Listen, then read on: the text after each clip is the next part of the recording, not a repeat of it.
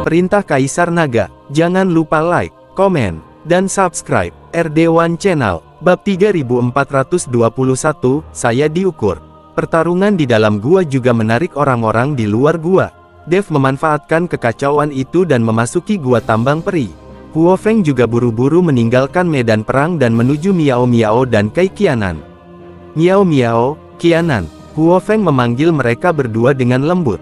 Karena kurungan formasi, Fire Phoenix tidak punya cara untuk menembus formasi. Miao Miao dan Kai Qianan perlahan membuka mata ketika mendengar seseorang memanggil mereka. Ketika mereka melihat itu adalah Phoenix Api, mata mereka penuh kegembiraan dan mereka semua menitikkan air mata. Jangan bersuara atau bersemangat, aku akan menemukan cara untuk mengeluarkanmu. Huo Feng menghibur keduanya dan menyuruh mereka untuk tidak terlalu bersemangat. Segera, sosok Dev muncul, dan Huo Feng buru-buru memanggil Dev. Ketika Dev melihat wajah menyedihkan Miao Miao dan Kai Qianan, niat membunuh terus muncul di matanya. Kedua gadis itu begitu hancur saat ini sehingga mereka tidak lagi terlihat seperti manusia. Dev tidak dapat membayangkan apa yang telah mereka berdua lalui. Puan, ada formasi, apakah menurutmu kamu bisa menghancurkannya? Huo Feng bertanya pada Dev. Dev hanya melihatnya sekilas dan menekan telapak tangannya dengan lembut pada formasi tersebut, dan formasi tersebut menghilang.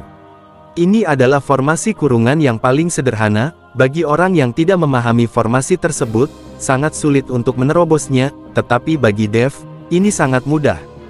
Setelah formasi dipatahkan, Dev dan Huo Feng buru-buru membantu Miao Miao dan Kai Qianan meninggalkan gua tambang peri.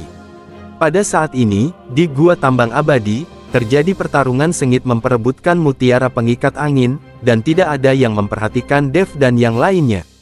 Setelah Dev dan yang lainnya keluar dari gua tambang peri, mereka menghela nafas lega. Huo Feng, suruh mereka berdua pergi, aku akan menjaga mereka di sini. Kata Dev.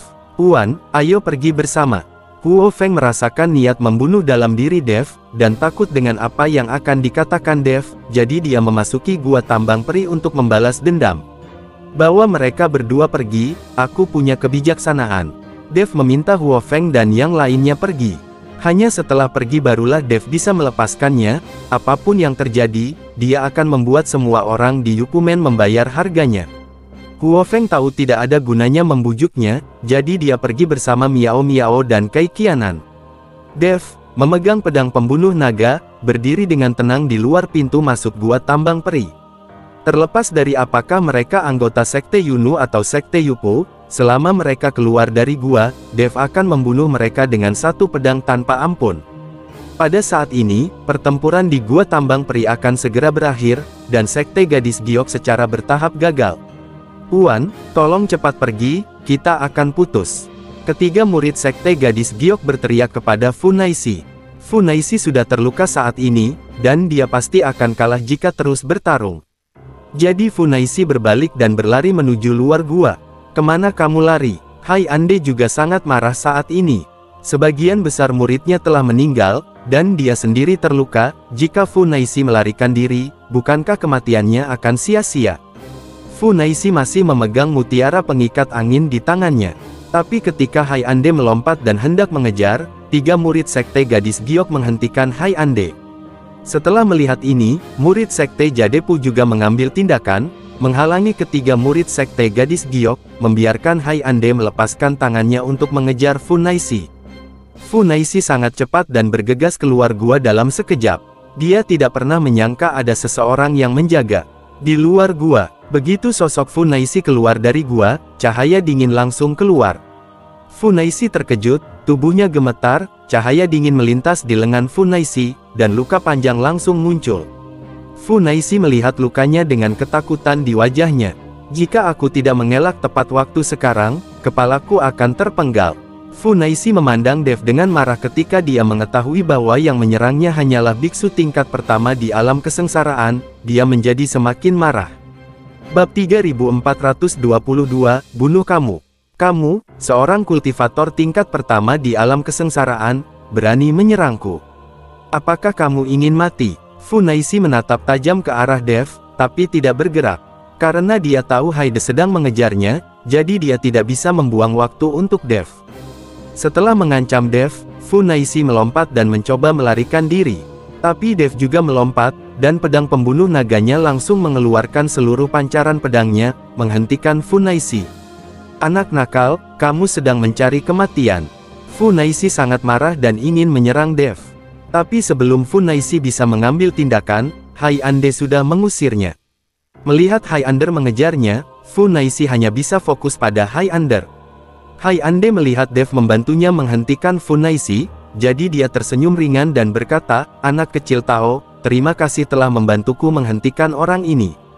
Aku akan membunuhnya nanti dan memberimu beberapa ranjau peri sebagai ucapan terima kasih." Setelah Hai Ande selesai berbicara, dia menatap Fu Naixi dengan mata dingin dan berkata, "Jalang, kamu tidak bisa melarikan diri. Serahkan bola itu dengan patuh. Demi kita berdua yang telah berlatih bersama selama bertahun-tahun, aku bisa mengampuni nyawamu." Petik 2. Berhentilah bermimpi. Siapapun yang mendapatkan bola ini adalah miliknya. Jika kamu ingin mengambilnya dariku, lihat apakah kamu memiliki kemampuan. Fu Naixi meludah dan bersiap menyerang. Sepertinya kamu akan dihukum dengan minuman jika kamu tidak makan roti panggangnya. Setelah Hai Ande selesai berbicara, dia mengeluarkan tanda gelap dari tubuhnya, dan kemudian menggumamkan sesuatu. Ketika perintah suci keluar, langit dan bumi akan menghukum. Saya melihat garis-garis Yin Qi tersedot ke dalam token dari tubuh Hai Ande. Melihat pemandangan ini, Fu Naixi hampir mematahkan gigi geraham belakangnya. Anda harus tahu bahwa dua orang baru saja berkultivasi bersama dan saling melengkapi. Semua energi Yin ini diserap oleh Hai Ande dari dirinya sendiri. Hai Ande melemparkan token itu ke tangannya, dan segera mengeluarkan suara gemuruh, lalu token itu menuju ke arah Fu Naixi. Token itu semakin besar, dan akhirnya menutupi langit dan matahari.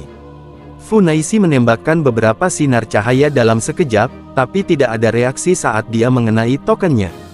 Ketika Fu Naixi melihat ini, wajahnya menjadi sangat ketakutan, dan dia terus mundur, berusaha menghindari serangan token itu. Sangat disayangkan begitu Fu Naixi mundur, pedang pembunuh naga di tangan Dev telah ditebas. Mustahil bagi Dev untuk melihat Fu Naixi melarikan diri, lagi pula, orang ini masih memegang mutiara pengikat angin di tangannya. Tak seorang pun boleh mengambil mutiara pengikat angin miliknya. Melihat Dev memanfaatkan situasi tersebut, Fu Naixi langsung mengumpat dengan marah, "Dasar bajingan kecil, aku akan membunuhmu." Tapi ketika Fu Naixi hendak menyerang Dev, token itu jatuh. Fu Naixi tidak punya waktu untuk menghindar dan langsung terkena serangan itu sampai mati. Sampai kematiannya, mata Fu Naixi tertuju pada Dev. Melihat Fu Naixi sudah mati, Hai Ande melambai dan token itu kembali ke tangannya. Tapi jelas sekali energi Hai Ande menjadi jauh lebih lemah.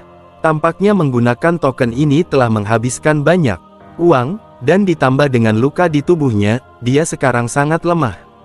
Untungnya, Dev hanyalah biksu tingkat pertama di alam kesengsaraan, jadi Hai Ande tidak takut sama sekali. Bahkan jika dia sangat lemah sekarang, itu masih lebih dari cukup untuk menghadapi kultivator tingkat pertama di alam kesengsaraan. Fu Naixi meninggal, dan mutiara pengikat angin keluar dari tubuhnya. Dev membungkuk dan mengambil mutiara Dingfeng. Ketika Hai Ande melihat ini, dia berkata kepada Dev, "Teman kecilku, penganut Tao, itu bolaku. Bola itu dicuri oleh wanita jalang bau ini. Tolong kembalikan bola itu kepadaku. Aku tidak akan memperlakukanmu dengan buruk atas bantuan yang baru saja kamu bantu. Aku sudah menambang banyak milik peri ini. Kamu dapat mengambil sebanyak yang kamu butuhkan." Hai Ande ingin Dev mengembalikan mutiara Feng Feng kepadanya.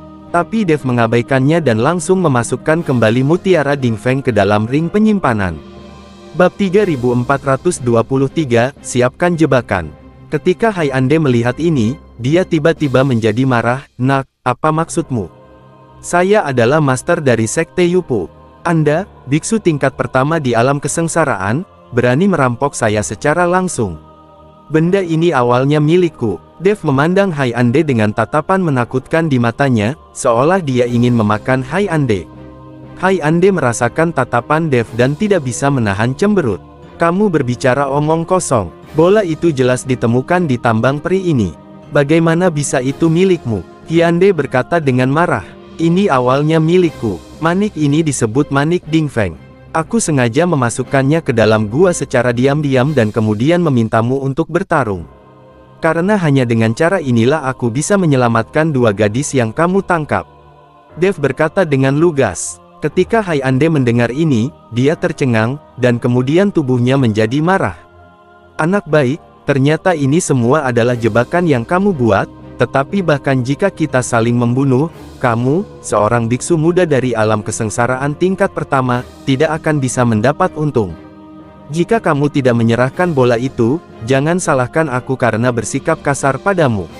Aura di tubuh Hyande meledak, tapi wajahnya semakin jelek. Dengan luka di tubuhnya dan urgensi kemarahannya, Hyde mungkin tidak bisa bertahan lama.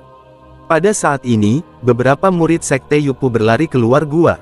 Saat ini, hanya sedikit orang yang selamat, dan semua orang masih mengenakan pakaian berwarna. Menguasai. Setelah keluar, beberapa murid Sekte Yupu buru-buru datang ke belakang Hyande. Melihat muridnya keluar, Hyande berkata dengan mata merah, "Kalian bunuh orang ini sekarang juga, sekarang juga." Meskipun murid-muridnya terluka, bagaimanapun juga, mereka semua adalah biksu di alam kesengsaraan tingkat ketiga atau keempat, dan masih ada beberapa lagi, untuk menghadapi Dev, yang berada di alam kesengsaraan tingkat pertama, itu akan menjadi mudah untuk menangkapnya. Hyande berpikir begitu, tapi hasilnya sangat berbeda. Saya melihat beberapa murid Yupu menyerang Dev. Tapi Dev tetap tidak bergerak, dengan tatapan dingin di matanya. Tepat ketika Yupumen ini membawa mereka ke hadapannya, pedang pembunuh naga di tangan Dev bergerak. Saya melihat Dev berayun ke depan dengan seluruh kekuatannya, disertai dengan auman naga. Seekor naga emas muncul dari udara tipis, mengaum dan bergegas menuju beberapa murid Sekte Yupu, dan tubuh naga emas itu terbakar dengan api yang berkobar. Kemunculan naga emas mengejutkan para murid Sekte Yupu. Ketika naga emas tiba di depan mereka dan terbang melewati mereka, hanya beberapa orang yang bereaksi. Sayangnya, sudah terlambat, semuanya terbakar bensin. Dengan teriakan keras, beberapa murid Yupu berguling-guling di tanah dengan putus asa, mencoba memadamkan api. Tapi ini adalah api pamungkas iblis, dan tidak akan padam meskipun terendam air. Begitu saja, Dev Ping menyaksikan tanpa ekspresi saat beberapa murid Yupu dibakar hidup-hidup. Melihat murid yang terbakar itu, Hyande tercengang. Ini semua adalah murid alam kesengsaraan tingkat ketiga dan keempat. Apakah dia dibunuh seperti ini oleh Dev, biksu tingkat pertama di alam kesengsaraan? Atau membunuh dengan satu pedang? Apa naga emas tadi? Bisakah seorang kultivator tingkat pertama di alam kesengsaraan dapat melepaskan kekuatan semacam itu? Hyande tidak mengerti, dan bahkan lebih bingung lagi, apa yang sedang terjadi. Kamu bukan biksu tingkat pertama di alam kesengsaraan. Kamu telah menyembunyikan kekuatanmu. Siapa kamu? Hyande panik. Jika dia tahu bahwa Dev memiliki kekuatan seperti ini, dia pasti sudah mewaspadai Dev sejak awal. Kalian sekelompok binatang buas, aku di sini hanya untuk membunuhmu. Dev mengangkat tinggi pedang pembunuh naganya, dan pedang itu berkobar dengan gas. Memotong. Dev menebas dengan pedangnya, dan cahaya pedang melesat ke langit. Melihat ini, Hyande dengan cepat membuang token di tangannya, mencoba memblokir cahaya pedang. Bab 3424 Cemburu. Tapi setelah token itu menyentuh cahaya pedang, itu langsung berubah menjadi beberapa bagian. Tapi cahaya pedang yang ditebas Dev tidak berhenti sama sekali, dan menebas langsung ke arah Hyande. Tapi pedang ini ditujukan ke kaki Hyande. Engah. Cahaya pedang menebas, dan kaki Hyande terpotong. Hyande, yang awalnya tingginya lebih dari 1,8 meter, tiba-tiba menjadi hanya 1 meter. Dev perlahan berjalan menuju Hyande, mata Hyande penuh ketakutan, tapi tidak ada cara untuk melarikan diri. Dev berjalan ke arah Hyande, tapi bukannya membunuhnya, dia langsung berjalan dan memasukkan semua biji peri yang ditambang ke dalam ring penyimpanan. Tambang peri ini ditambang dengan susah payah oleh Yuffman dan Yupumen, Dev tidak bisa menyia-nyiakannya. Alasan kenapa dia tidak membunuh Hyande adalah karena dia ingin membawa Hyande ke Miao Miao dan Kaikianan.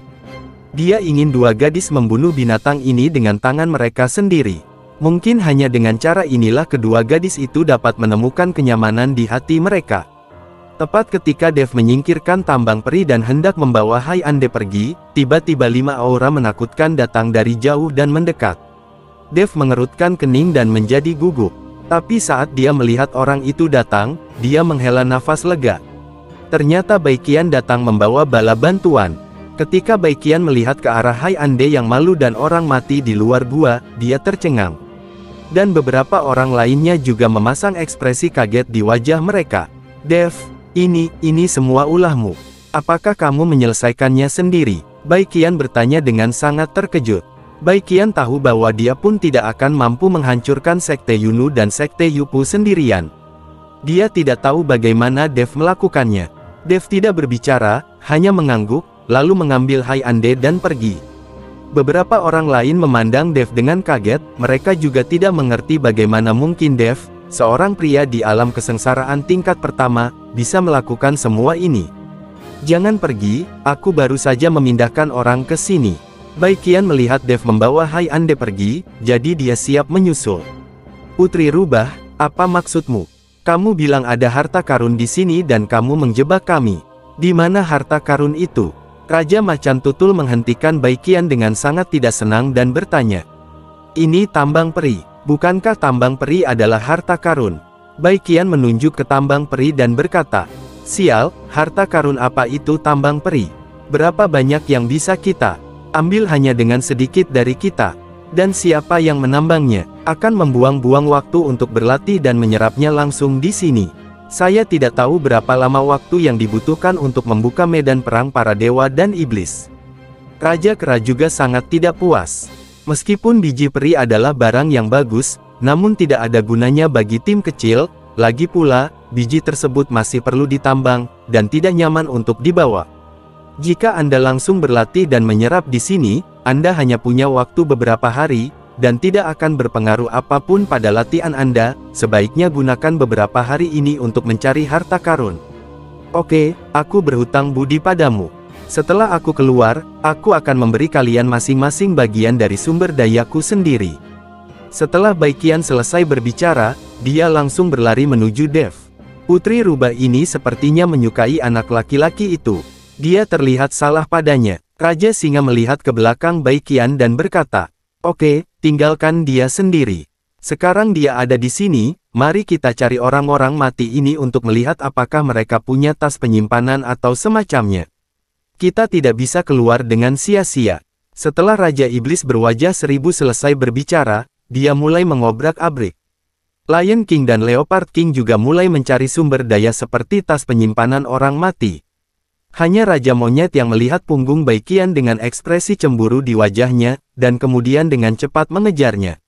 Meski Raja Kera terus bertengkar dengan Baikian sepanjang hari, nyatanya pria ini diam-diam menyukai Baikian. Raja Singa baru saja mengatakan bahwa Baikian jatuh cinta pada Dev, yang membuat Raja Kera cemburu. Dia ingin menyusul untuk melihat apa yang terjadi. Bersambung.